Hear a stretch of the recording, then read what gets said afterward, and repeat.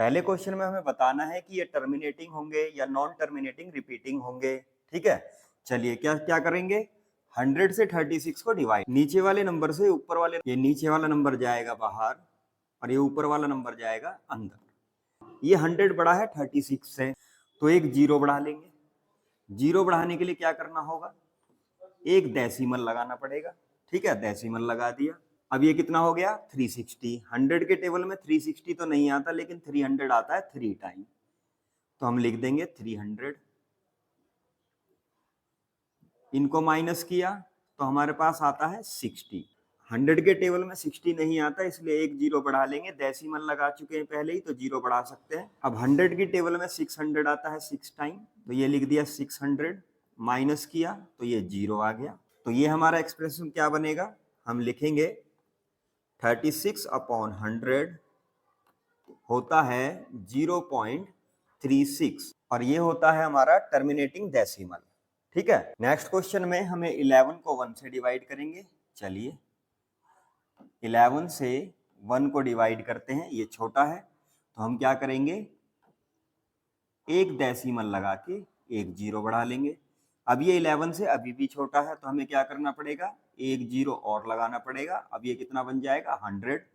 11 से 100 को डिवाइड करेंगे, 11 के टेबल में 100 नहीं आता, लेकिन 9 पर 99 आता है। ठीक है, माइनस किया बचा 1। अब ये 11 से फिर छोटा है, डेसिमल हम लगा चुके हैं पहले ही, तो एक जीरो तो हम बढ़ा लेंगे बिना कुछ किए। लेकिन अगला जीरो अभी भी ये इससे छोटा है, तो अगला जीरो बढ़ाने के लिए हमें एक जीरो लगाना पड़ेगा, तो ये बन जाएगा 100। फिर इसको करेंगे 9 टाइम, ये हो जाएगा 99। माइनस करेंगे 1 आ जाएगा। अब 1 से ही शुरुआत करी थी, हर बार 1 1 आया जा रहा है, तो हम क्या बोलेंगे, 1/11 बराबर है किसके, 0.0909, या हम इसको क्या बोल सकते हैं 1/11। अब देखिए 0909 रिपीट हो रहा है ना बार बार, तो हम क्या करते हैं 09, जो नंबर रिपीट हो रहा होता है उसके ऊपर बार लगा देते हैं। इस क्वेश्चन में हमें ये एक्सप्रेशन मिक्स फ्रैक्शन में दिया है, तो इसको पहले हमें प्रॉपर करना होगा। कैसे करते हैं इसको, इससे इसकी मल्टीप्लाई, जो भी आएगा ऊपर प्लस हो जाएगा। 8 4 जा 32, 32 और 1 33, ये बन जाता है 33/8। तो 8 से डिवाइड करेंगे 33 को, 8 के टेबल में 4 टाइम आएगा हमारा 32, माइनस करेंगे 1 आ गया। ये 1 8 से छोटा है, तो इसलिए हम पॉइंट लगाएंगे, जीरो ले लेंगे। 8 के टेबल में 1 टाइम 8, माइनस आ गया 2। डेसिमल पहले ही लगा चुके हैं, तो जीरो बढ़ा सकते हैं। अब 8 2 जा 16, अब इसको माइनस करेंगे, कितना आएगा 4। 4 के लिए एक और जीरो ऐड कर सकते हैं, 4 इससे छोटा है तो इसलिए जीरो बढ़ा लिया। डेसिमल पहले लगा चुके हैं तो हम बढ़ा सकते। अब 8 के टेबल में 40 आता है 5 टाइम पे, तो ये बन जाता है कितना, ये इससे माइनस करने पे जीरो हो गया, कुछ नहीं बचा। इसको हम लिख सकते हैं किस फॉर्म में, 4.125, ये भी हमारा टर्मिनेटिंग डेसिमल होगा। चलिए चलते हैं नेक्स्ट क्वेश्चन पे। 13 से 3 को डिवाइड करना है, 13 से छोटा है तो जीरो लगा लीजिए। जीरो लगाने के लिए क्या करना पड़ेगा, एक डेसिमल लगा दीजिए, तो ये बन गया 30। 13 के टेबल में 30 से कम आता है 26, तो हमने लिख लिया 26। 2 जा 13 2 जा 26, माइनस किया तो आएगा हमारे पास 4। माइनस करने पे हमारे पास आता है 4।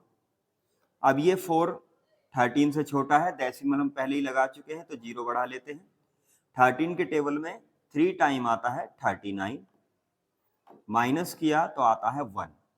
अब ये 1 13 से छोटा है, एक जीरो तो हम बढ़ा सकते हैं क्योंकि हमने पहले से डेसिमल लगाया हुआ है, लेकिन ये अभी भी छोटा है, तो अगला डेसिमल लगाने के लिए हमें यहाँ जीरो लगाना पड़ेगा, तो ये हो जाएगा 100। अब 13 के टेबल में 100 से कम आता है 7 टाइम पे 91, तो 100 से 91 माइनस करते हैं तो हमारे पास आता है 9। 9 इससे अभी भी छोटा है, तो जीरो लगा लेंगे। डेसिमल है तो जीरो से कोई प्रॉब्लम नहीं। 13 के टेबल में 90 से कम 6 टाइम पे आता है 78, माइनस करने पे हमारे पास आता है 12। ये 12 इस 13 से छोटा है तो 0 बढ़ा लीजिए, ठीक है। अब 13 के टेबल में 120 से कम आता है 9 टाइम पे 117, इसको माइनस करते हैं तो हमारे पास आता है 3। हमने 3 से ही शुरू किया था, ये 3 पे ही आ चुका है, तो यानी हम बोलेंगे 3/30 को हम लिख सकते हैं 0.230769, और ये बार बार रिपीट होता रहेगा। तो जितना नंबर बार बार रिपीट होता है उतने नंबर पे ही हम बार लगा देते हैं। डेसिमल के बाद इसमें यहाँ बार आ जाएगा, ये हो जाएगा हमारा नॉन टर्मिनेटिंग रिपीटिंग। ये हमारा क्या हो जाएगा? Non terminating repeating. तो आइए करते हैं 11 को 2 से डिवाइड।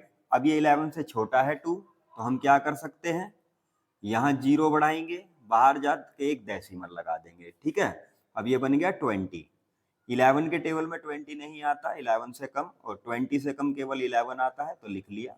माइनस किया तो हमारे पास आता है 9।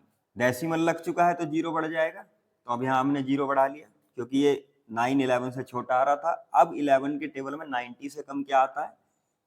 88 आता है। हमने माइनस किया तो हमारे पास आ गया 2। ये 8 टाइम आया था तो 8 लिख दिया, माइनस किया तो आ गया 2। 2 से ही शुरुआत करी थी, 2 ही आ गया, यानी इसके बाद ये रिपीट होता रहेगा। तो हम लिख सकते हैं 2/11 इक्वल टू 2118, क्योंकि ये जब यही नंबर वापस आ जाता है तो उसके बाद रिपीटिंग होना हमारा चालू हो जाता है। तो अब इसको हम क्या लिख सकते हैं? 2/11 बराबर होगा 0.18 पर बार, और ये भी हमारा होगा नॉन टर्मिनेटिंग रिपीटिंग। इस क्वेश्चन हमें दिया है 329/400, तो 400 से डिवाइड करेंगे 329 को। 329 को किससे डिवाइड करना है? 400 से। अपने पास 400 है, 400 से ये छोटा है, तो हम क्या कर सकते हैं, यहाँ 0 बढ़ाएंगे, बाहर जाकर एक डेसिमल लगा देंगे। अभी 400 के टेबल को देख के कंफ्यूज नहीं होना, घबराना नहीं है। 400 का टेबल नहीं आता, 4 का तो आता है। 4 के टेबल में 32 आता है 8 टाइम, तो लिखिए 8 टाइम। 4 8 जा 32 और डबल 0 आ गई। माइनस करेंगे तो आता है 90। डेसिमल लग चुका है तो 0 बढ़ जाएगा, कोई प्रॉब्लम नहीं है। 4 के टेबल में 9 नहीं आता, 8 आता है। कौन से नंबर पे? 2 टाइम में, तो हम इसको लिखेंगे 8 और 0। माइनस करेंगे तो बचेगा हमारे पास 100। 100 इससे छोटा है, एक 0 बढ़ा लीजिए, ठीक है। एक 0 बढ़ा सकते हो आप डेसिमल लगने के बाद, उसके बाद अगर आपको 0 बढ़ानी है तो आपको 0 लगाना पड़ता है, याद रखिएगा। 4 के टेबल में 10 नहीं आता, 2 पर 8 ही आता है, तो फिर 2 पे 8 ले लिया, ये हो गया 800। माइनस किया तो ये हमें देता है 200। फिर हम एक 0 बढ़ा सकते हैं, हमने एक 0 बढ़ा ली। 4 के टेबल में 20 आता है 5 टाइम, तो इसको लिखा 5, तो ये हुआ 20 और 0 साथ में, माइनस किया 0 आ गया। ये क्या है हमारा? ये हमारी टर्मिनेटिंग डेसिमल है। तो नेक्स्ट क्वेश्चन में हमें देखिए क्या दिया गया है। 1/7 की वैल्यू है 0.142857, और हमें 2/7, 3/7, 4/7, 5/7 और 6/7 की वैल्यू निकालनी है without actually doing the long division. बिना लॉन्ग डिवीजन किए हमें ये वैल्यू निकाल के देनी है। तो आइए शुरू करते हैं। कैसे करेंगे? 1/7 की वैल्यू कितनी है? 0.142857। तो 2/7 को आप लिख सकते हैं 2 × 1/7, ठीक है। तो हम ये भी लिख सकते हैं 2 × 0.142857, क्योंकि 1/7 की वैल्यू क्या होती है? ये होती है। तो इसको हम मल्टीप्लाई करते हैं, इसको मल्टीप्लाई करने के बाद हमारे पास आता है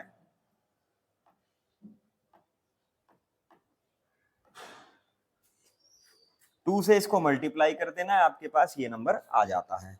3/7 के लिए लेते हैं।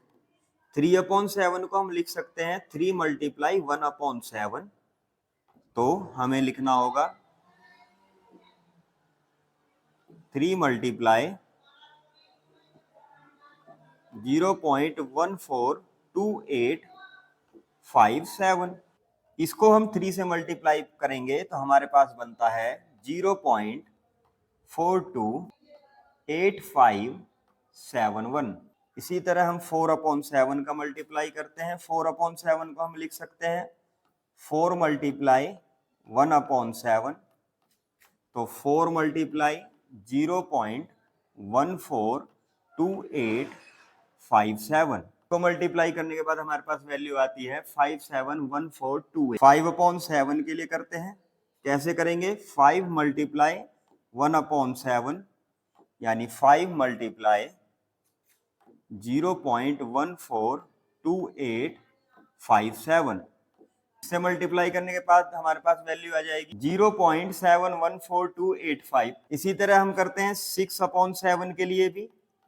6 की मल्टीप्लाई 1/7, तो 6 मल्टीप्लाई है 0.142857 से मल्टीप्लाई करने पे हमारे पास वैल्यू आती है 857142। इस वीडियो में हमने 1.3 के 2 क्वेश्चनों को लिया है। अगली पार्ट्स में हम अगले क्वेश्चनों को करेंगे। अगर वीडियो आपको पसंद आई तो वीडियो को लाइक कीजिए, चैनल को सब्सक्राइब कीजिए, ज्यादा से ज्यादा वीडियो को शेयर कीजिए ताकि ऐसी यूजफुल वीडियोस मैं और आपके लिए बना सकूं।